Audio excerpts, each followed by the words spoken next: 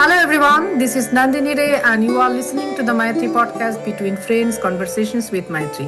We generally present our podcast in English, but to be consistent with our organizational policy that is providing language access to South Asian domestic violence survivors, we present couple of our podcast episodes in different South Asian languages. And today we will be presenting our show in Bangla.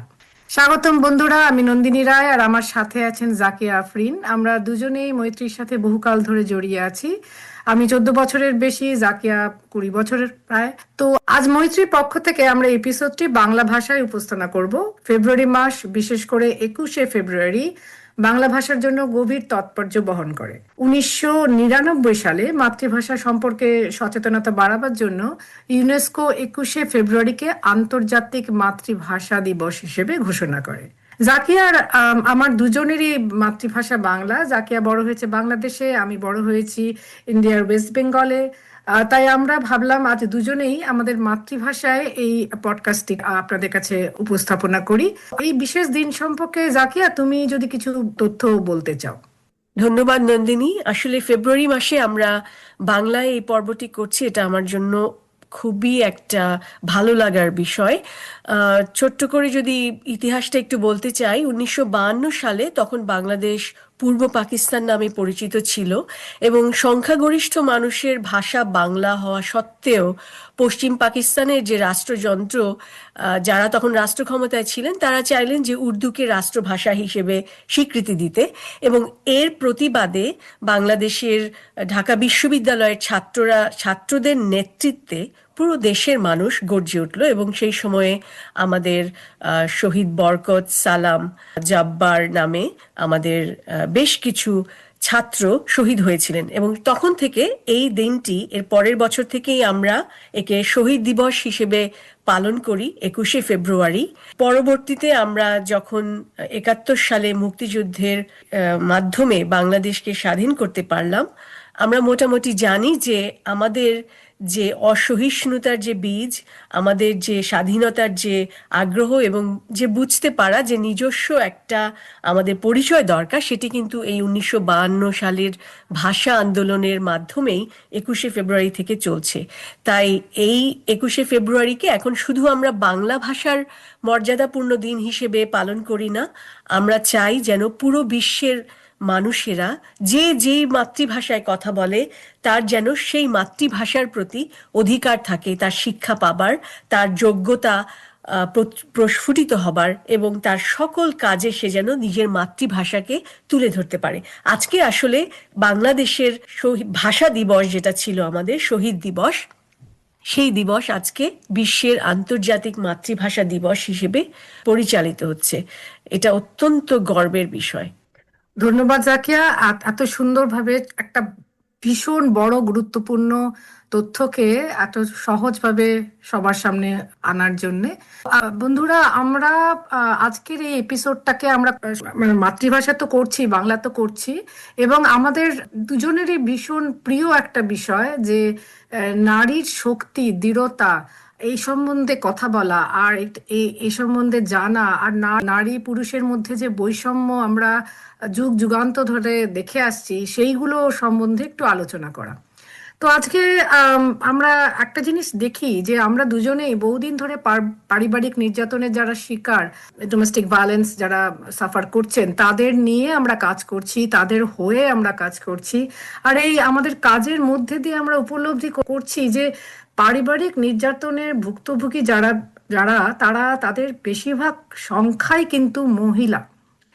আর এই পারিবারিক নির্যাতনের উৎস যদি আমরা খুঁজতে যাই, তাহলে দেখব পেট্রিয়ার্কি, পিতৃতন্ত্র এবং নারীর ওপর যে সামাজিক বৈষম্য, সেটা কিন্তু ভীষণভাবে কানেক্ট করে নারীর প্রতি বঞ্চনা, হিংসা, নৃশংসতা। সেই জন্য আজকে আমরা দেখি যে আমাদের বাংলা সাহিত্যে এই যে নারী পুরুষের যে বৈষম্য, সেটা কিভাবে দেখানো হয়েছে, নারীর শক্তি, দৃঢ়তা সম্বন্ধে কিভাবে বলা হয়েছে। আমি জানি এই এই আলোচনার কোনো শেষ নেই, এই আলোচনা একটা বিশাল একটা বড় আলোচনা হতে পারে, কিন্তু আমরা তাও চেষ্টা করি আমরা কি করব আজকে আমাদের দুজনেরই ভালো লাগার কিছু সাহিত্য, কিছু প্রবন্ধ, কিছু কবিতা, কিছু চরিত্র এই সব সাহিত্যের মধ্যে যেগুলো আমাদের মনে দাগ কেটেছে সেগুলো নিয়ে আমরা আপনাদের সাথে শেয়ার করব। আমি মানে এইটুকু বলতে পারি যে রবীন্দ্রনাথ থেকে শুরু করে একদম আধুনিক সাহিত্য যদি দেখেন তাহলে দেখবেন যে বহুভাবে বাংলা সাহিত্যে এই বিষয়কে দেখানো হয়েছে। তো সব তো সম্ভব না আলোচনা করা, তো আমরা যে জাকিয়ার যদি কিছু ভালো লাগে সেটার সম্বন্ধে বলবে, আমার যেটা হঠাৎ মনে হবে সেটা শেয়ার করব। তো আমি এই এপিসোডটা একটা মজার ছড়া দিয়ে শুরু করতে চাই, সেটা হলো সৎপাত্র, সুকুমার রায়। তো আপনারা সবাই জানেন যে সুকুমার রায় জিনিয়াস, মানে উনি একটা ভীষণ গভীর তাৎপর্যপূর্ণ সামাজিক সমস্যাকে এত সুন্দরভাবে মজার ছলে উপস্থাপনা করতেন যে যেগুলো সত্যি এর কোনো তুলনা হয় না। তা একটা ছোট্ট ছড়া দিয়ে শুরু করি। শুনতে পেলাম পোস্তা গিয়ে তোমার নাকি মেয়ের বিয়ে, গঙ্গারামকে পাত্র পেলে, জানতে চাও সে কেমন ছেলে, মন্দ নয় সে পাত্র ভালো, রং যদিও বেজায় কালো, তার উপরে মুখের গঠন অনেকটা ঠিক পেঁচার মতন, বিদ্যা বুদ্ধি বলছি মশাই, ধন্যী ছেলের অধ্যাবসায়, 19টি বার ম্যাট্রিক এসে ঘায়েল হয়ে থামলো শেষে। এইরকম একটা কি কি সুন্দর একটা পরিচয় একটা ছেলের। তারপরে শেষের দিকে গঙ্গারাম তো কেবল ভোগে পিলের জ্বর আর পাণ্ডুরোগে, কিন্তু শেষ দুটো লাইন যে যা হোক এবার পাত্র পেলে, এমন কি আর মন্দ ছেলে, যে কি একটা দুঃখ, একটা বেদনার কথা বলা হয়েছে ছড়ার মাধ্যমে, যে একটা ছেলে যার মধ্যে এত রকমের সমস্যা তাকেও বলা হচ্ছে যে মেয়ে, যে তাও তো পাত্র পেলে, কি এমন মন্দ ছেলে। তো মেয়েদের স্থান তাহলে সমাজে কোথায়, যে তারা তাদের কোনো কোনো স্থানই নেই। আমি জানি না এটা, যাকে তুমি যদি কিছু বলতে চাও। আসলে নন্দিনী, তুমি খুব ভালো একটা ছড়া বেছে নিয়েছো এবং অত্যন্ত গুরুত্বপূর্ণ যে ছড়াকার সাহিত্যিক আমাদের সুকুমার রায়, তার এই ছড়াটা তুমি বেছে নিয়েছো। দেখো, আমরা যখন এটা, আমিও তো শুনছিলাম, তুমি যখন আবৃত্তি করছিলে এত সুন্দর করে আমি শুনছিলাম এবং আমার কিন্তু বেশ মজাই লাগছিল। কিন্তু যখন এটার অন্তর্নিহিত কথাটা আমরা ভাবি তখন কিন্তু আসলে মনটা শুধু খারাপই হয় না, ভীষণ বিরক্ত বিরক্ত লাগে যে এটা কেমন করে হলো, এটা কেন হবে, যে মানুষের মূল্য কি তবে আমরা নারীদের দেব না? কেন দুজন একই স্রষ্টার সৃষ্টি, দুজনার দুই রকমের মূল্যায়ন হবে পৃথিবীতে?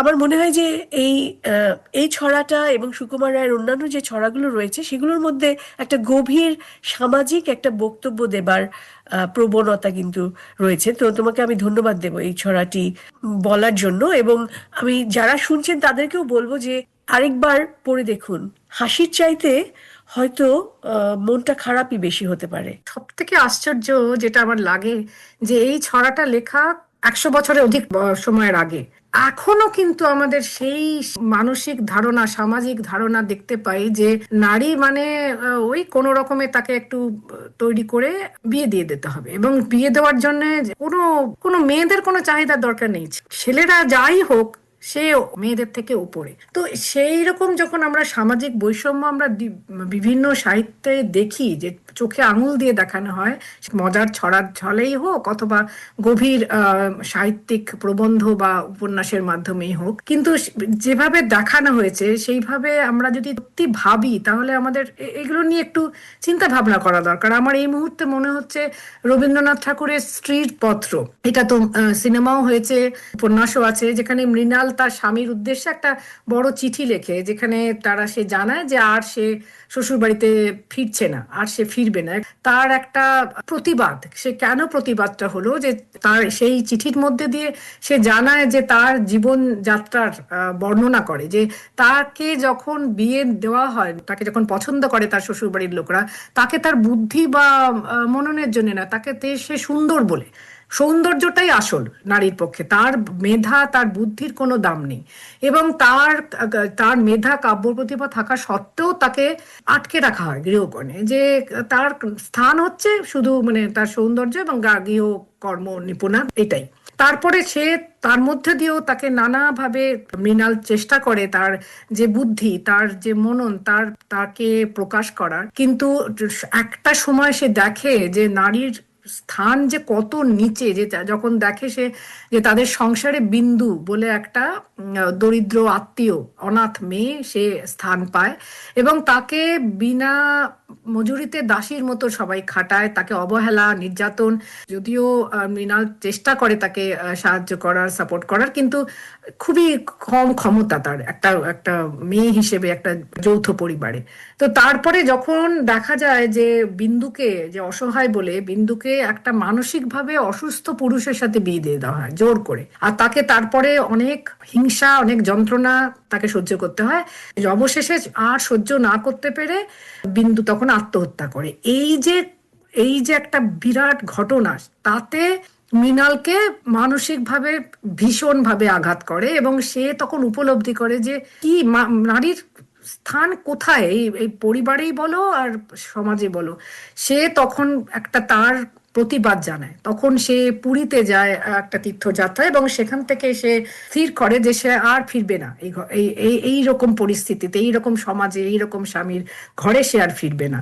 সে এই পিতৃতন্ত্রের অবিচার যে স্পষ্টভাবে সে যে উপলব্ধি করছে, অনেক দিন ধরেই সে করছে, কিন্তু তার প্রতি যে তার যে একটা ভীষণভাবে প্রতিবাদ সে জানায় এইটা দিয়ে। এটা একটা আমার ভীষণভাবে আমার দাগ কেটেছিল, যে সামাজিক নারী পুরুষের বৈষম্য যে সামাজিক এবং পারিবারিক ক্ষেত্রে হয়, সেটার জন্য একটা মেয়ে ওই যুগে সে তখন দাঁড়ায়, সে তখন প্রতিবাদ করে। আর রবীন্দ্রনাথ ঠাকুরকে ধন্যবাদ যে মেয়েদের কথা এইভাবে প্রকাশ করার জন্য। তোমার এরকম কিছু পড়েছো, ওরকম মনে পড়ে কোনো একটা সাহিত্য বা গল্পের কথা?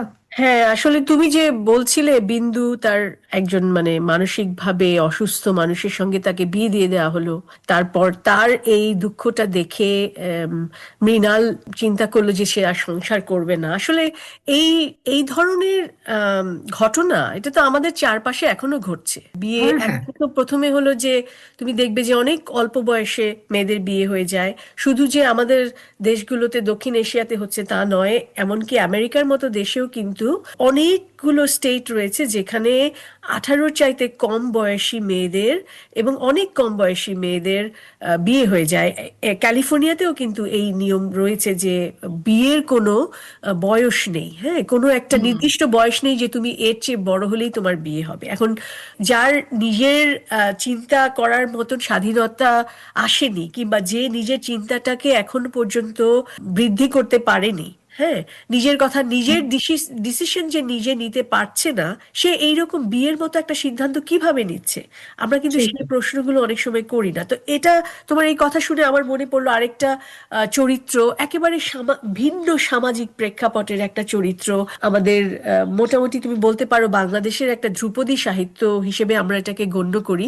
লাল সালু এর নাম, এটি সৈয়দ ওয়ালিউল্লাহ লেখা, এবং 1948 সালে এই উপন্যাসটি লেখা হয়েছিল। অবশ্যই এটার একটা রাজনৈতিক প্রেক্ষাপট রয়েছে, তবে আমি সেটা নিয়ে আর কথা না বলি। আমি বলবো এই উপন্যাসের একটা চরিত্র রয়েছে, তার নাম হলো জমিলা।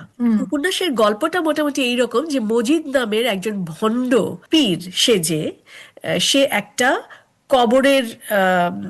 কবরকে সে মানুষকে বোঝায় যে এই কবরটা আসলে আরেকজন পীরের মাজার, এবং সবাইকে তার কথা শুনতে হবে, এই মাজারটা যাতে ভালো থাকে সেই জন্য তাকে নিয়মিত পয়সা করে দিতে হবে, এবং সে মোটামুটি একটা প্রভাব প্রতিপত্তি বানিয়ে ফেলে তার গ্রামের মধ্যে।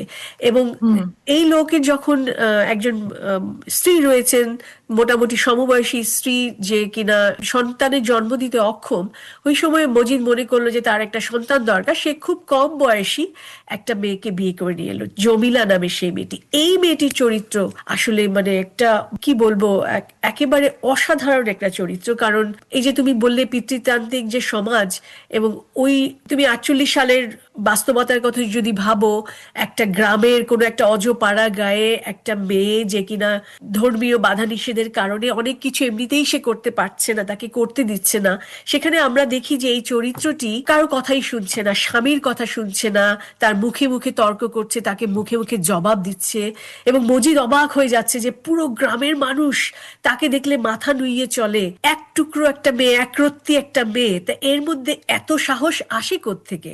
তারপরে আমরা দেখি যে সে যখন তখন ঘরের বাইরে চলে যায়, যেখানে সব পুরুষেরা বসে কথাবার্তা বলছে, ধর্মীয় আলাপ চলছে, সেখানে সে কথা কাউকে কিছু না বলে বাইরে চলে যায়, মাথায় ঘোমটা না দিয়ে সে চলাফেরা করে। তো পুরো উপন্যাসটার মধ্যে আমরা তাকে দেখি একটা প্রতিবাদী চরিত্র হিসেবে, এবং আসলে তার এই প্রতিবাদটা শুধু তার মধ্যেই সীমাবদ্ধ থাকে না, এর মধ্যে লেখক আসলে বোঝাতে চেয়েছেন যে সমাজের যে ধরনের ঘটনাগুলো আমরা দেখি এবং এর বিরুদ্ধে যে প্রতিবাদী মানুষগুলো, তাদেরকেই কিন্তু এই জমিলার মাধ্যমে তিনি ফুটিয়ে তুলতে চেয়েছেন। এবং একেবারে শেষে আমরা দেখি তার যে সর্বশেষ যে কাজটি, একেবারে ওই সময়ে আসলে এই উপন্যাসটি বিভিন্ন মহলে প্রশংসিত যেমন হয়েছিল, সমালোচনার শিকার হয়েছিল, অত্যন্ত সাহসী বলে প্রচার পেয়েছিল। তাকে মজিদ একবার শাস্তি দেয় যে তুমি কোনো কথা শুনছো না, তুমি অনেক বেয়াদবি করছো, তোমার শাস্তি হলো তোমাকে সারা রাত ওই কবরের পাশে বেঁধে রাখবো এবং তোমাকে মাজারে একা একা থাকতে হবে। এবং যে ওই রাতটিতে, যেই রাতে ওকে শাস্তিটা দেয়া হয়, সেই রাতে আসলে প্রবল ঝড় বৃষ্টি হতে থাকে, পুরো মানে বিদ্যুৎ চমকাচ্ছে, একটা ভয়ঙ্কর একটা প্রকৃতির পরিবেশ যেন সৃষ্টি হয়ে যায়, মনে হয় যেন পুরো প্রকৃতিটি মিলেই এই মেয়েটিকে শাস্তি দেওয়ার জন্য তৈরি হচ্ছে। এবং এই সময়ে যখন মজিদের প্রথমে স্ত্রী, তার মনে একটু দয়া হয় মেয়েটির জন্য এবং সে বলে যে মেয়েটিকে ভেতরে নিয়ে আসার জন্য, মজিদ তখন যায় মেয়েটিকে নিয়ে আসতে, এবং সে যে দেখে যে মেয়েটি অজ্ঞান হয়ে পড়ে আছে, কিন্তু তার একটা পা গিয়ে ওই মাজারের মধ্যে লেগে আছে, এবং তার পায়ের মধ্যে আলতা দেয়া, এবং মনে হচ্ছে যেন সে পুরো সমাজের মুখে একটা লাথি বসিয়ে দিয়েছে। এইরকম একটা ভিজুয়াল আমাদের ঔপন্যাসিক এত চমৎকার ভাবে তৈরি করেছিলেন। পরবর্তীতে এটি নিয়ে বাংলাদেশে একটি চলচ্চিত্র নির্মিত হয়েছে। শ্রদ্ধেয় চলচ্চিত্র পরিচালক তানভীর মোকাম্মেলের এই চলচ্চিত্রটি আসলে অনেকগুলো রাষ্ট্রীয় পুরস্কারও পেয়েছিল। তা আমার মনে হয় এই জমিলা চরিত্রটি এখনো অনেকটাই প্রাসঙ্গিক। জানো যে অনেক ছোট ছোট মানুষেরাই কিন্তু আমাদের চারপাশে যে ধরনের অবিচার নির্যাতন দেখতে পাচ্ছি, আমাদের মতো অনেক ছোট ছোট মানুষরা কিন্তু আমরা প্রতিবাদ করেই যাচ্ছি। লাভ কতটুকু হচ্ছে নাকি হচ্ছে না সেটা তো বুঝতে পারছি না, কিন্তু আসলে এই প্রতিবাদ করে যাওয়ার জন্য ছোট বড় তার কোনো ভেদাভেদ নেই। একটা ছোট্ট মানুষও কিন্তু এই প্রীতিতন্ত্রের মুখে প্রশ্ন করতে পারে, প্রীতিতন্ত্রের মনে একটা সন্দেহের সৃষ্টি করে দিতে পারে যে কি হচ্ছে।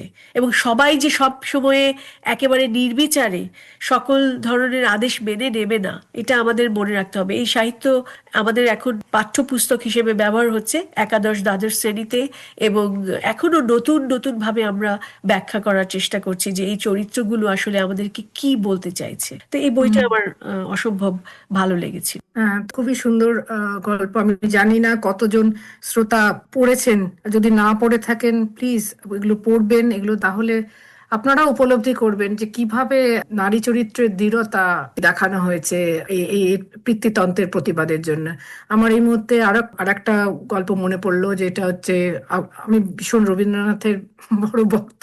আমার খালি রবীন্দ্রনাথের অনেক কিছুই মনে পড়ছে, যেমন নষ্টনীড়, চারুলতার বুদ্ধিমতী নারী, সেই যুগে একজন বুদ্ধিমতী নারী যিনি দেখাচ্ছেন যে যেভাবে বিবাহিত জীবনের গণ্ডিটাই শুধু নারীর জীবন নয়, সেখানে তিনি দমবন্ধ, সেখানে তার যে একটা আবেগ, তার যে সৃজনশীলতার একটা চাহিদা আছে, এবং তার যে উনি স্বীকৃতি পাচ্ছেন না চারুলতা, সেটার জন্য যেভাবে উনি মানে প্রোটেস্ট করেছেন, নীরবে গৃহবন্দিত্বকে, সীমাবদ্ধতাটাকে মেনে নেননি, সেইগুলো একটা ইনস্ট্যান্স অন্য নারীদের জন্য। আজও আমরা অনেককে দেখি যে এই যে গৃহবন্ধের মধ্যে যে বন্দি থাকা, এবং সেটা যদি সে নিজে মেনে নেয়, সে যেটা তাতে খুশি হয় ভালো।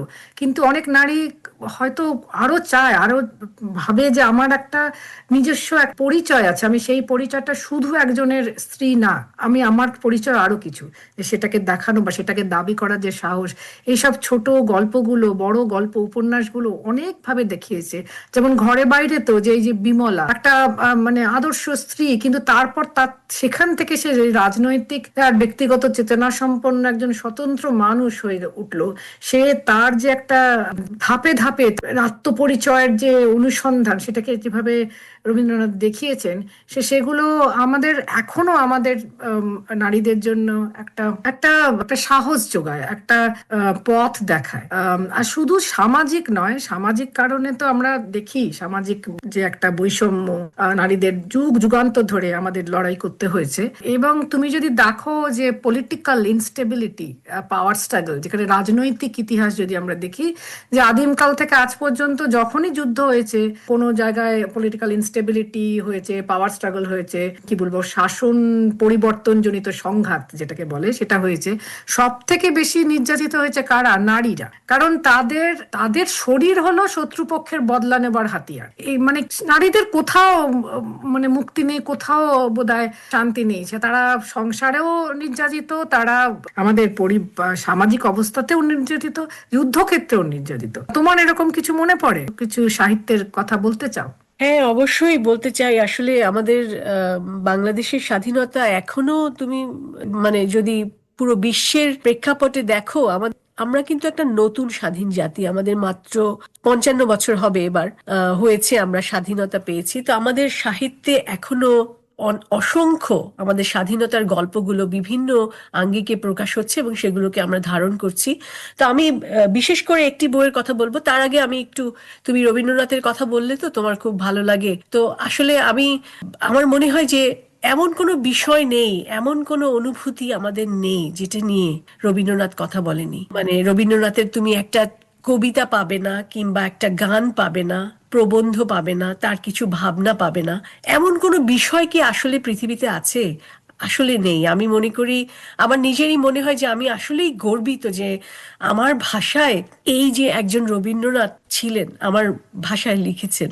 এবং তিনি তো আসলে যারাই বাংলা ভাষা নিয়ে লেখালেখি করেন, তাদের অনুপ্রেরণা হিসেবে কোনো না কোনো সময় তাদের জীবনে রবীন্দ্রনাথের একটা ভূমিকা কিন্তু আছে, হয় ছেলেবেলায় কিংবা বেড়ে ওঠার সময়। তো যাই হোক, তুমি যে ঘরে বাইরে বইটির কথা বললে, তো এতে তো অবশ্যই একটা রাজনৈতিক একটা প্রেক্ষাপট ছিল।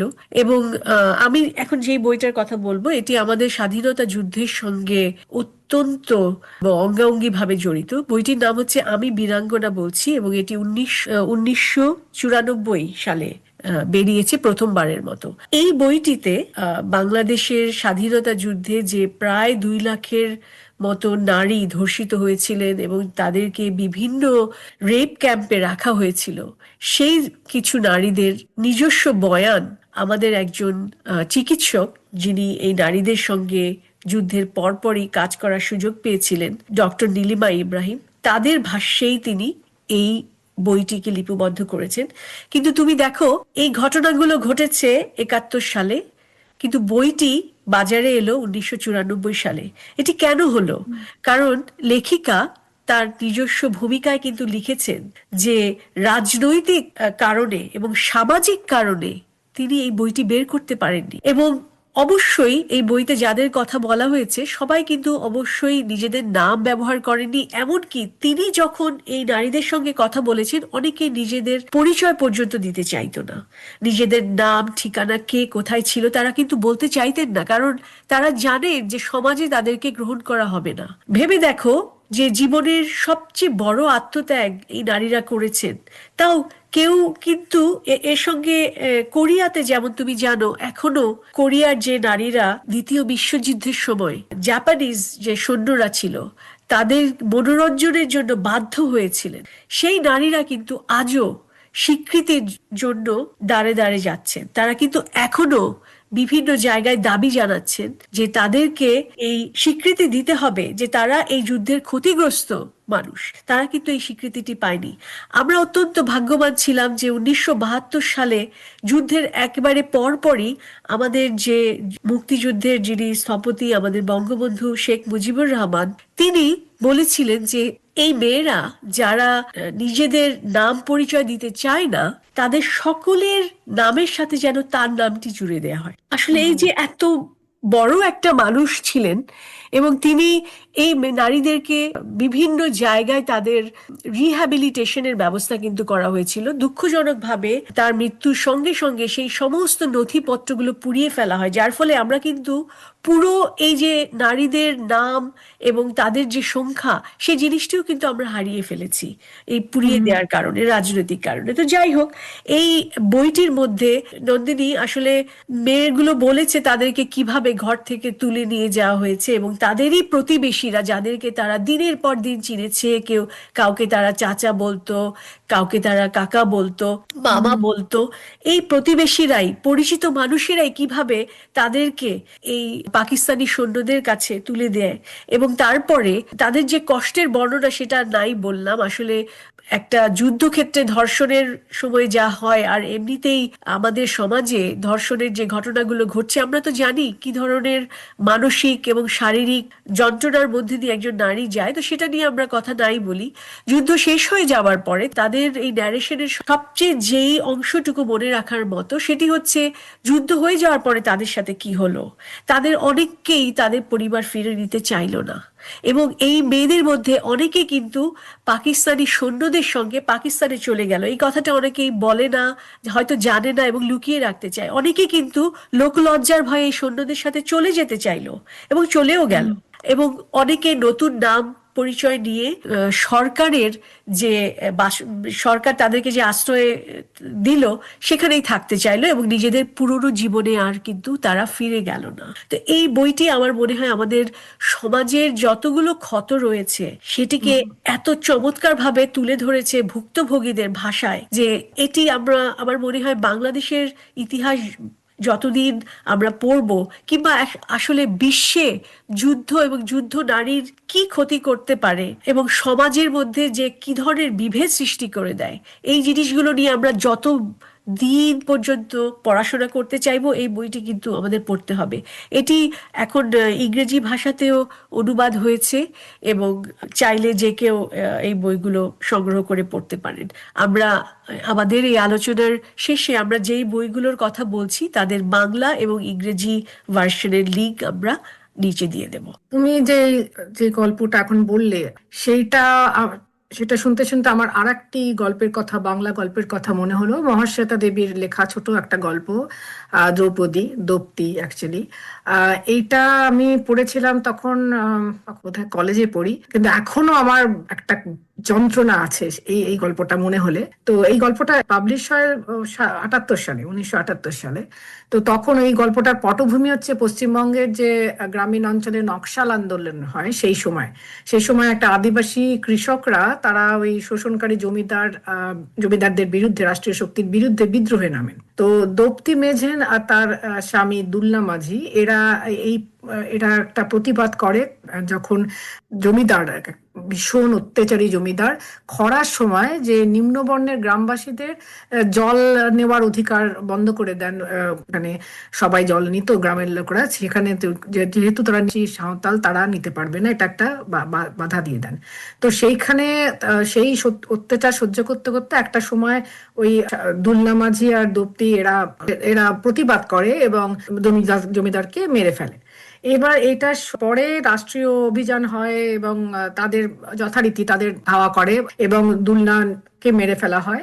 তখন দোপ্তি চলে যায়, আত্মগোপন করে, যে কিন্তু তখন ওকে বলা হয় যে মোস্ট ওয়ান্টেড, মানে সব থেকে কুখ্যাত নারী। তার দোষটা কি না, জল খাওয়ার অধিকার থেকে বঞ্চিত করাতে, অত্যাচার সহ্য না করতে পারে অত্যাচারী একজন নিষ্ঠুর জমিদারকে তারা মেরে ফেলে। এইটাই তাদের সব থেকে বেশি দোষ। তো যাই হোক, যখন দোপ্তি ধরা পড়ে, তখন একজন যে মেন অফিসার, সেনানায়ক তার নাম ছিল, সে তখন রাজনৈতিক বন্দী হিসেবে ওই তার অধীনস্থ যত অফিসার ছিল তাদের বলে যে দোপ্তিকে তোমরা যা ইচ্ছে করতে পারো, তার স্বীকারোক্তি আদায়ের জন্য, যে বাকি সব দলের লোকরা কোথায় লুকিয়ে আছে এসব জানার জন্য তাকে তোমরা যেভাবে হোক তোমরা অত্যাচার করতে পারো। তো সারা রাত ধরে তাকে ধর্ষণ করে, নির্যাতন করে যে স্বীকারোক্তির আদায়ের জন্য, কিন্তু দপ্তি কিছুই কিছুই ফাঁস করে না। এবং সেই অত্যাচারের যেভাবে বর্ণনা, সেটা আমি একবারে পড়তে পারিনি। আমার আমার এখনো মনে হয়, আমি একবারে মনে পড়ে যে আমি একবারে পড়তে পারিনি কি মানে অসম্ভব নির্যাতন, ধর্ষণ। পরের দিন যেটা এখনো দাগ কাটে আমার মনে, যে পরের দিন ওইভাবে ওই রকম রক্তাক্ত অবস্থায় যখন সে দপ্তিকে বলা হয় যে তাকে যথাযথ পোশাক পরিয়ে সেনানায়কের সামনে হাজির করতে হবে, তখন দপ্তি বলে যে আমি কোনো কাপড় পরবো না। সে অস্বীকার করে কোনো কাপড় পরতে। সে নগ্ন অবস্থায় রক্তাক্ত শরীর নিয়ে সে সোজা হয়ে দাঁড়িয়ে হাসতে হাসতে বলে যে আমি সেনানায়কের সাথে দেখা করব। এখানে এমন কোনো পুরুষ নেই, সত্যি না যাকে বলে পুরুষ, এখানে এমন কোনো পুরুষ নেই যে যার সামনে আমার লজ্জা পেতে হবে, আমার লজ্জা পাওয়ার উচিত। তো সে নিজের শরীরকে সে তখন অস্ত্রে পরিণত করে। এই যে একটা যে বস্ত্র পরতে, কাপড় পরতে অস্বীকার করা, সেটাই তার সামাজিক, সামরিক, বৃত্তিতান্ত্রিক ক্ষমতার মুখোমুখি দাঁড়িয়ে একটা আপসহীন প্রতিরোধ, যে এখানে কোনো কাউকে আমি পুরুষ বলে মনে করি না যার সামনে আমার লজ্জা পেতে হবে। তো এইগুলো যে আমাদের যে রাজনৈতিক ইতিহাসে যে দেখি, যে আদিমকাল থেকে এখনো পর্যন্ত, এখনো তুমি যেখানে যুদ্ধ হয় দেখো, ওখানে আগে নারীদের কিভাবে ধর্ষিত হচ্ছে নারীরা তাদের অন্য শত্রুপক্ষকে কাবু করার জন্য। কিন্তু এই যে গল্পটা এখানে দেখাচ্ছে যে যেমনি নির্যাতন তেমনি তার ক্ষমতা, শক্তিশালী আপসহীন প্রতিরোধ। সেইটা ভীষণভাবে দাগ কেটেছিল আমার মনে। আর একটা গল্প যেটা এরকমই সেক্সুয়াল অ্যাসল্ট নিয়েই, যেটা মানে প্রতি ক্ষেত্রে সামাজিক বলো, পারিবারিক বলো, মানে যে রাষ্ট্রনৈতিক আপহিবল বলো, যেখানেই হোক, নারীদের শরীর তো একটা মানে খেলনার বিষয়, ও সেটার উপর সবাই সবকিছু অধিকার। আর যেমন দহন বলে একটা উপন্যাস, বাংলা উপন্যাস সুচিত্রা ভট্টাচার্যের, যেখানে দুজন নারী, একজন রমিতা, একজন ঝিনুক। তো রমিতা প্রকাশ্য একটা পাবলিক প্লেসে যৌন নিগ্রহ ঘটে তার, এবং তার স্বামী সেখানে উপস্থিত, এবং স্বামীকে এবং আটকে রাখে গুন্ডারা। তো স্বামী কিছু করতে পারে না, কিন্তু সেই এই পাবলিক প্লেসে যখন এই ঘটনাটা ঘটে, তখন কিন্তু অনেকে সেখানে আছে, কিন্তু তারা কেউই এগিয়ে যায় না সাহায্য করার জন্য। অবশেষে একজন সাধারণ স্কুল শিক্ষিকা ঝিনুক, সে প্রতিবাদ করে সাহস করে, এবং সে প্রতিরোধের চেষ্টা করে, এবং সে গিয়ে থানায় এফআইআর করে। এবার প্রথম দিকে ঠিক আছে, সবাই ঝিনুককেই যেন নায়িকা হিসেবে তুলে ধরা হয়, কিন্তু যখন মামলাটা এগোয়, কোর্টে মামলা এগোয়, এবং তখন দেখা যায় যে কিভাবে সমাজ চারিদিক থেকে চাপ দিচ্ছে দুই নারীকেই, যে তাদের আর মানে এটা দিয়ে যাতে আর না এগোয়। একদিকে রমিতার শ্বশুর বাড়ি, স্বামী, তারা কেলেঙ্কারির ভয়, ভদ্র সমাজ, আমাদের নাম রক্ষা হবে, ভদ্র পরিবারের নাম রক্ষা, সুনাম রক্ষা হবে না, সেই অজুহাতে তাকে মামলা তুলে নিতে চাপ দেয়। সেখানে নারীর যে একটা আত্মসম্মান, তার কোনো দাম নেই, পরিবারের সুনাম সেটাই আসল। তাকে সমানে আঘাত করা হয় যে তুমি তুলে নাও। এবং এমন একটা পর্যায়ে হয় যে যেখানে তার স্বামী নিজের ক্ষোভ, নিজের অনিরাপত্তা, সেটা থেকে বাঁচার জন্য রমিতাকেই দায়ী করে, যে তুমি, তোমার চেহারা, তোমার পোশাক, তুমি দায়ী, তোমার যে ভিকটিম ব্লেমিং যাকে বলে, যে তুমি দায়ী এই ধর্ষণের জন্য। শুধু তাই না, তার এই রাগটা, এই যে রমিতা শুনছে না কথা, তার সেই রাগটাকে করার জন্য সে তখন রমিতাকেও ধর্ষণ করে, যাকে বলে ম্যারিটাল রেপ, বৈবাহিক ধর্ষণ। যেখানে রমিতা কি, তার দোষ কি, সে তার আত্মসম্মান চেয়েছে, তার বিচার চেয়েছে মামলাতে, তার জন্য তাকে ডোমেস্টিক ভায়োলেন্স, ম্যারিটাল রেপ এইগুলোর সম্মুখীন হতে হবে। ওদিকে ঝিনুক, তার যে হবু স্বামী, তার যে আত্মীয় স্বজন, তারাও সমানে বলে যায় যে এর মধ্যে তোমাকে জড়াতে হবে না, এগুলো তোমার বেশি স্পষ্টভাষী পুরুষালী হওয়ার দরকার নেই। তো ভদ্র নারীরা এইসব করে না। তো এই উপন্যাসটা দেখানো হয়েছে যে কিভাবে আইনি ব্যবস্থা, সংবাদ মাধ্যম, মধ্যবিত্ত, নৈতিকতা, এইগুলো সব একসাথে, যারা আসল অপরাধী তাদের শাস্তি না দিয়ে, যারা নারী, যারা সত্যি ভিকটিম, তাদের আরো আরো ভিকটিমাইজ করছে। শেষ পর্যন্ত রমিতা তার ওইটাই মেনে না, দাম্পত্য জীবনের যে ভয় লজ্জার মধ্যে বেঁচে থাকতে হবে, যেখানে যে স্বামীর যৌন মানে হিংসা, যে সেটা সমাজের চোখে অদৃশ্য, সমাজ দেখতে পাচ্ছে না, কিন্তু তাকে সহ্য করতে হচ্ছে। তো এই যে দহন, এই নামটাই হচ্ছে জ্বালা পোড়া, যে আমাদের নারীদের যে অন্তর্দহনকে কিভাবে তুলে ধরেছে সুচিত্রা ভট্টাচার্য, যে রাস্তায়, আদালতে, দাম্পত্য সম্পর্কের ভেতরে এবং শিক্ষিত সমাজে এগুলো ঘটছে, সব শিক্ষিত সমাজে, যেখানে ন্যায় বিচার প্রার্থী নারীদের কিন্তু বারবার ব্যর্থ হতে হচ্ছে আর তীক্ষ্ণ সমালোচনার সম্মুখীন হতে হচ্ছে, কোনো কোনো সাপোর্ট নেই। কিন্তু যারা অপরাধী, তারা পুরুষ অপরাধী, তাদের কিন্তু সমাজ কিছুই করছে না। তাদের তাদের পাওয়ার, বলে না পাওয়ার অ্যান্ড কন্ট্রোল, যাদের পাওয়ার আছে তারা সবকিছুই করতে পারে। হ্যাঁ। তো এখনো তো আমরা সেই একই জিনিস দেখি, এই যে সেক্সুয়াল অ্যাসল্ট, কত ঘটনা ঘটছে আমাদের চারিপাশে, কিভাবে নারীরা শিকার হচ্ছে, যে সমালোচনা, ভিকটিম ব্লেমিং, কোথায় তারা ন্যায় বিচার কি পাচ্ছে সব জায়গায় সব সময়? তো এইগুলো আসলে তো আমাদের কথা বলতে হবে না এই সব নিয়ে। হ্যাঁ, অবশ্যই। আসলে এই বইটি আমার পড়া হয়নি, আমি অবশ্যই পড়বো। তুমি রমিতার যে গল্পটা শোনালে, মনে হচ্ছে যে এটি এটি পড়া আমার জন্য মনে হয় দরকারও, কারণ এগুলো নিয়ে যখন আমরা কাজ করছি, এত চমৎকার ভাবে সাহিত্যে জিনিসগুলো যখন উঠে আসছে, আসলে আমাদের যখন আমরা কথা বলি অন্যের সঙ্গে, তখন এগুলো, এই উদাহরণগুলো আমাদের ব্যবহার করলে মানুষ আরো বেশি করে বুঝতে পারবে, তাই আমার মনে হয়। তবে জানো, তুমি যে দ্রৌপদী আর এই রমিতার যে গল্পটা শোনালে, যে দুজনের সঙ্গে কি ধরনের ঘটনা ঘটলো, ভেবে দেখো নন্দিনী, মহাভারতে আমাদের যে দ্রৌপদী চরিত্র রয়েছে, তার সঙ্গে কিন্তু এই ধরনের বিভিন্ন অনাচার হয়েছে। তো আমি একেবারে শেষে আমাদের বাংলাদেশের একজন লেখিকা ঝর্ণা দাস পুরকায়স্থ, তার 2022 সালে এই বইটি বেরিয়েছে, আমি দ্রৌপদী। তো আমরা সবাই জানি দ্রৌপদীর বস্ত্রহরণের গল্প, আমরা জানি। অনেকে বলে ট্রয় নগর ধ্বংস হয়ে গেছে হেলেনের জন্য, আর দ্রৌপদীর জন্যই কুরুক্ষেত্রের যুদ্ধ বেঁধেছিল। এইসব কথা আমরা অনেকেই শুনি, কিন্তু দ্রৌপদীর ভাষ্যে সেই ঘটনাগুলো, যা ঘটছে তার চারপাশে, এবং তার কি অনুভূতি হচ্ছে, এবং সে কিসের মধ্যে দিয়ে যাচ্ছে, যে মানে জ্বালাপোড়া অন্তর্দহন যেটা যদি বলি, তার মধ্যে দিয়ে যে যাচ্ছে, তার সেই জিনিসটিকে আসলে লেখিকা এত চমৎকার ভাবে ফুটিয়ে তুলেছেন। আমি তো আসলে মহাভারতের গল্পটা জানি, ছোটবেলায় গল্পের মতো পড়েছিলাম, এবং অনেক ধরনের নাটক, সিরিয়াল এগুলো বেরিয়েছে। তো একটা ভাষা ভাষা আমার ধারণা ছিল এই চরিত্রগুলো সম্পর্কে, কিন্তু ঝর্ণা দাসের এই আমি দ্রৌপদী বলছি, এটা পড়ে আমি বুঝতে পারলাম যে যার জন্ম হয়েছে আগুন থেকে, যার মধ্যে একটা, কি বলবো, সামাজিক ন্যায় বিচারের একটা আকাঙ্ক্ষা একেবারে জন্মগতভাবেই ছিল, এত আধুনিক মনস্ক একজন নারী চরিত্র, যিনি স্বয়ংবরা হয়েছিলেন। সেই, এটা তো অনেক আগের গল্প, স্বয়ংবরা হয়েছিলেন সেই সময়ে। তারপরে, এবং এত স্বাধীন একজন নারী, তিনিও কিন্তু সমাজের কারণে মাথা পেতে এই যে 5 জন পাণ্ডবকে স্বামী হিসেবে গ্রহণ করার যে দণ্ডই বলা যায়, এটিও কিন্তু মেনে নিয়েছিলেন। তিনিও এটিকে দণ্ড হিসেবেই দেখেছেন। ঝর্ণাদাস যেভাবে লিখেছেন যে এই যে 5 জন স্বামীকে মেনে নেয়া, এটাও তার জন্য এক ধরনের শাস্তি, কিন্তু তিনি মেনে নিয়েছিলেন, কারণ তার সমাজে যেন কোনো বিশৃঙ্খলা সৃষ্টি না হয়, সমাজের প্রতি তার একটা ভক্তি ছিল।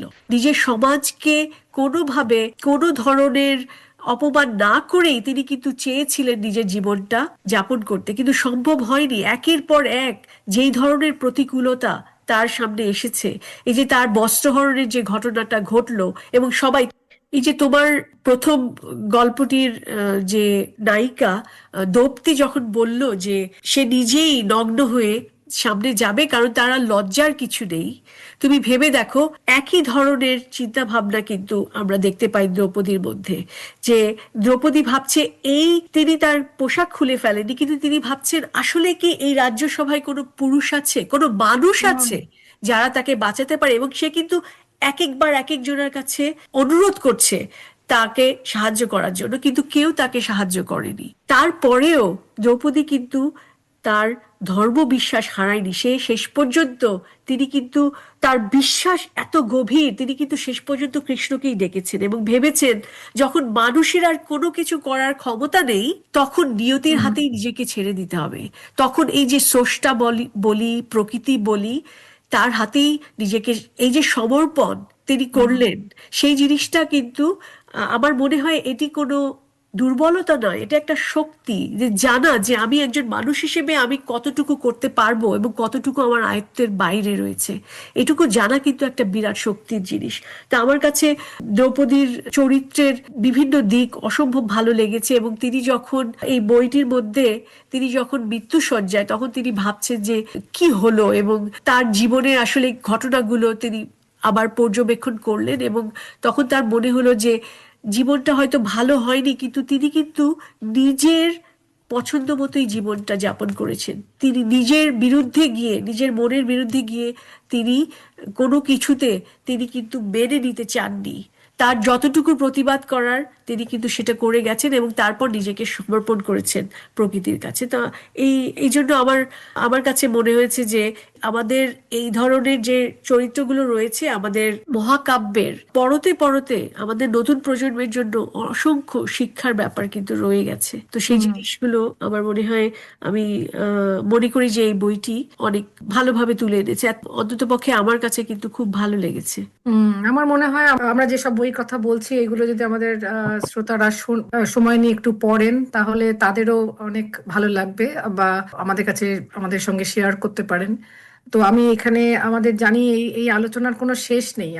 আমি তো এখন আমার সমুদ্রের মতন আমার মাথায় আসছে কত কবিতা, কত গল্প, কত কত প্রবন্ধ যেখানে এরকম দেখানো হয়েছে।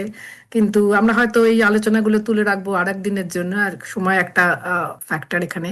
তো আমি একটা ছোট্ট একটা কথা বলে মোটামুটি শেষের দিকে যাই, যে আমি একটা ট্রিলজি যাকে বলে, প্রথম প্রতিশ্রুতি আশাপূর্ণা দেবীর, সেখানে উনি তিনটে চরিত্র দেখিয়েছেন। একটা হচ্ছে সত্যবতী, সুবর্ণলতা, বকুল, এবং তিনটে জেনারেশন। সত্যবতী দিয়ে শুরু হয়, সত্যবতী একটা ব্রাহ্মণ সমাজে জন্ম হয় তার, সেখানে সে যখন বড় হয় ছোট থেকে সে তখন প্রশ্ন তুলতে শুরু করে সামাজিক যে বৈষম্য নারীরা ফেস করে তার প্রতি, যেখানে ও সত্যবতী দেখে যে বিধবা নারীদের প্রতি যে ধর্মর নামে, রীতির নামে যেসব চরম বিধিনির্দেশ সে সে দেখে, এবং সে ছোটবেলা থেকে সে প্রশ্ন তুলতে থাকে। তারপরে তাকে সেইটা ছোট থেকে সে সে দেখাতে শুরু করে যে নারীদেরও মনন আছে, তারাও ভাবতে পারে, তারাও প্রতিবাদ করতে পারে। এবং তাকে একটা সময় ছোট বয়সেই তাকে বিয়ে দিয়ে দেওয়া হয়। সে যখন বিয়ে দিয়ে হয়, সেই ধার্মিক সংসারে সে যায়, তখন তাকে অনেক অত্যাচার সহ্য করতে হয় সামাজিক বেড়াজালে, কিন্তু তাও সে চালিয়ে যায়, তার তার সে যুদ্ধ সে চালিয়ে যায়। সে তখন একটা সময় সে নিজেকে প্রতিশ্রুতি দেয় যে আমার যদি কখনো মেয়ে সন্তান হয় আমি তাকে পড়াশোনা করতে দেবো, আমি তাকে বড় হতে দেবো, তাকে তার মানসিক বিকাশ হতে দেবো। কিন্তু আস্তে আস্তে দেখা যায় যে সে পারে না সেটা, যে সুবর্ণলতা তার মেয়েকে যখন শিক্ষিত করে তোলার চেষ্টা করে, কিন্তু তার তার পরিবার, তার স্বামী কিছুতেই সে তাদের এগেনস্টে যেতে পারে না। তারা কিন্তু সেই অল্প বয়সে আবারও সুবর্ণলতারও বিয়ে দিয়ে দেয়।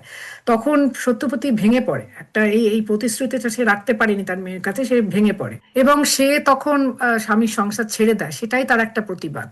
সুবর্ণলতার আবার জীবন দেখা যায় যে সেও একটা নেক্সট জেনারেশন, তাহলেও সে একইভাবে হয়তো তুলনামূলকভাবে প্রগতিশীল পরিবেশে বড় হচ্ছে, কিন্তু তাও তখন বিয়ের পর তাকেও অল্প বয়সে বিয়ে হয়ে যায়, এবং তারপরে সে শাশুড়ি স্বামী তাদের অপমান, অত্যাচার, কঠোর নিয়ন্ত্রণ তাকে সহ্য করতে হয়। তবুও সুবর্ণলতা, তার মার জিন তো আছে, সে বিদ্রোহ, ভেতরে ভেতরে সে বিদ্রোহী। সে শিক্ষার স্বপ্ন দেখে, সে লেখালেখি শুরু করে, সমাজ জাতির অবস্থা নিয়ে ভাবতে শুরু করে।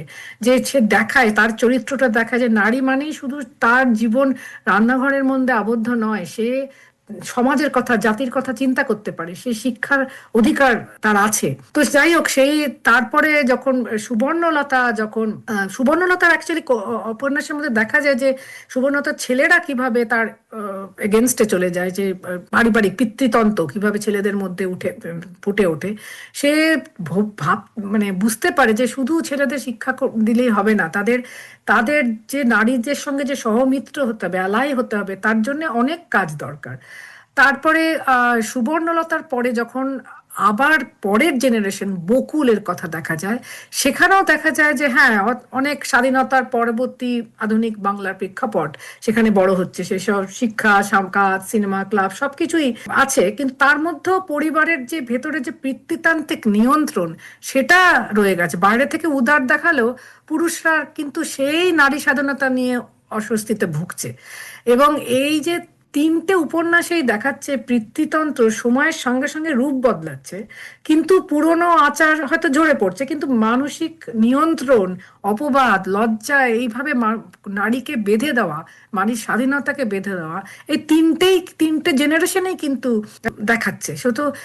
আর এটা এই উপন্যাসটা 64-এর কথা বলছে, আমাদের জন্মের আগে, কিন্তু এখনো একই জিনিস দেখি। হয়তো রূপ বদলাচ্ছে, পিতৃতন্ত্র পেট্রিয়ার্কি সময়ের সাথে সাথে রূপ বদলাচ্ছে, হয়তো দেখা যাচ্ছে কিরকম মডার্ন একটা মোড়কে পোড়া, কিন্তু তাহলেও আমরা দেখছি যে একইভাবে মেয়েদের একটু একটু দায়ের বাইরে গেলেই, একটু দরজার বাইরে গেলেই তাদের নানা রকম ভাবে একটু যা তাদের সঙ্গে তাদের জন্য যেগুলো সেট আপ, যে রোল, তার বাইরে একটু যাওয়ার চেষ্টা হলেই তাকে নানাভাবে প্রতিবাদের সম্মুখীন হতে হয়।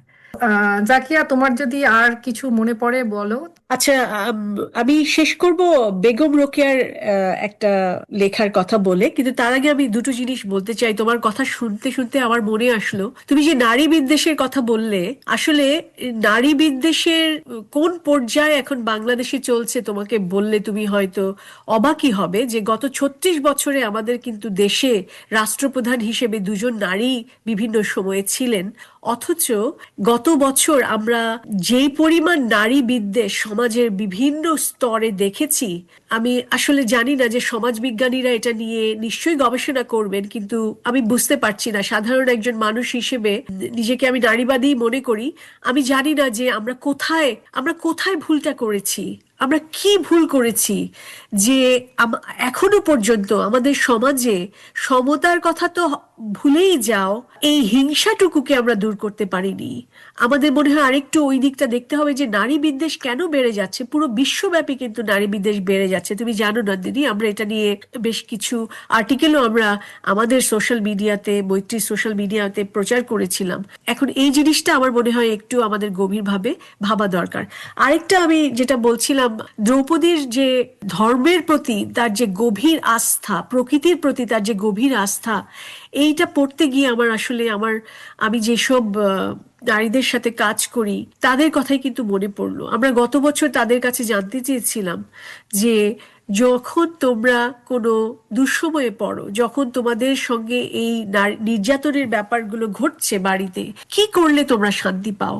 তুমি বিশ্বাস করবে, সবচেয়ে বেশি সংখ্যক মেয়েরা কিন্তু আমাদের জানিয়েছে যে তারা কারোর সাথে হয় কথা বলবে অথবা তারা প্রে করবে, তারা প্রার্থনা করবে, এবং প্রার্থনা করেই তারা কিন্তু শান্তি পায় যখন তারা সবচেয়ে বেশি যন্ত্রণার মধ্যে দিয়ে যায়। এই যে প্রকৃতির কাছে সমর্পণের যে একটা শান্তি, সেটি কিন্তু সব ধরনের মানুষ যারা নির্যাতিত নিপীড়িত তাদের মধ্যে দেখা যায়, যেটি দ্রৌপদীর মধ্যেও খুব ভালোভাবে আমার কাছে মনে হয়েছে ফুটে উঠেছে।